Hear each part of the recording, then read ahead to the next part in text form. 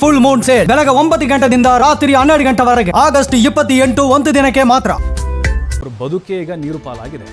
ಇನ್ನು ನೇಪಾಳ ಟಿಬೆಟ್ ಗಡಿ ಭಾಗದಲ್ಲಿ ಭೀಕರ ಪ್ರವಾಹ ಉಂಟಾಗಿ ಸಾಕಷ್ಟು ಅವಾಂತರಗಳು ಸೃಷ್ಟಿಯಾಗಿದೆ. ಇಶಾ ಫೌಂಡೇಶನ್ನ 80 ಜನ ನಾಪತ್ತೆಯಾಗಿದ್ದಾರೆ.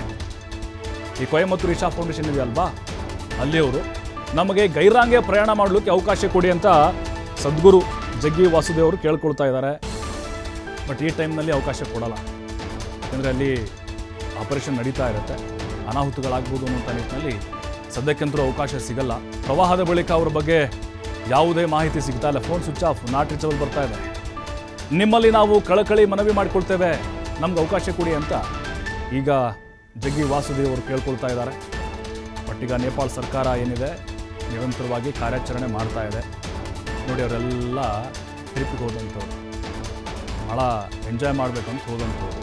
ಅಲ್ಲಿ ಕೈಲಾಸ ಪರ್ವತ ಇದೆ, ನಿಮಗೆ ಗೊತ್ತಿರ್ಬೋದು. ಕೈಲಾಸ ಪರ್ವತಕ್ಕೆ ಹೋಗೋರು ನಿರಂತರವಾಗಿ ಅಲ್ಲಿ ಟೂರ್ಗೆ ಹೋಗ್ತಾನೆ ಇರ್ತಾರೆ. 80ಕ್ಕಿಂತ ಹೆಚ್ಚು ಜನ ಅಲ್ಲಿ ಕಣ್ಮರೆಯಾಗಿದ್ದಾರೆ.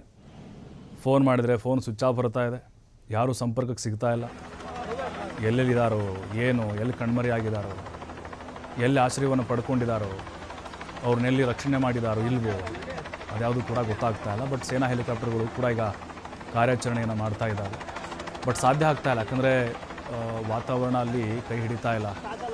ಪ್ರತಿಕೂಲ ವಾತಾವರಣ, ಮತ್ತು ಹೆಲಿಕಾಪ್ಟರ್ ಎಲ್ಲಿ ಲ್ಯಾಂಡ್ ಮಾಡಬೇಕು ಅನ್ನೋದು ಗೊತ್ತಾಗ್ತಾ ಇಲ್ಲ. ಯಾಕಂದರೆ ಎಲ್ಲ ಕಂಪ್ಲೀಟಾಗಿ ಈ ರಾಡಿ ತುಂಬ್ಕೊಂಡ್ಬಿಟ್ಟಿದೆ, ಅದು ಕೂಡ ಅವ್ರಿಗೆ ಸಾಕಾಗ್ತಾ ಇಲ್ಲ.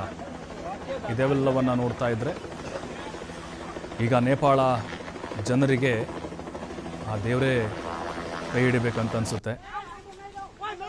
ನೋಡಿ, ನಿರಂತರವಾಗಿ ಅಲ್ಲಿನ ಜನ ಕೂಡ ಆ ಪ್ರವಾಹದ ಪರಿಸ್ಥಿತಿ ನೋಡಿ ಯಾವ ರೀತಿ ಭಯಭೀತರಾಗಿದ್ದಾರೆ ಅಂಥೇಳಿ.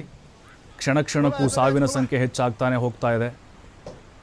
300ಕ್ಕಿಂತ ಹೆಚ್ಚು ಜನ ಇಲ್ಲಿವರೆಗೂ ನಾಪತ್ತೆಯಾಗಿದ್ದಾರೆ. ಬೆಟ್ಟ ಗುಡ್ಡಗಳೇ ಮಾಯವಾಗ್ತಾ ಇದ್ದಾವೆ. ನಾನು ಆಗಲೇ ಹೇಳಿದಾಗೆ ನೀರ್ಗಲ್ಲು ಅದರ ಫೋರ್ಸ್ ಹಂಗಿರುತ್ತೆ, ಅದು ಬಂಡೆಗಳನ್ನು ಬಿಡೋದಿಲ್ಲ, ಅದು ಬೆಟ್ಟಗಳನ್ನು ಬಿಡೋದಿಲ್ಲ, ಎಲ್ಲ ಬಲಿ ತೆಗೆದುಕೊಳ್ಳುತ್ತೆ.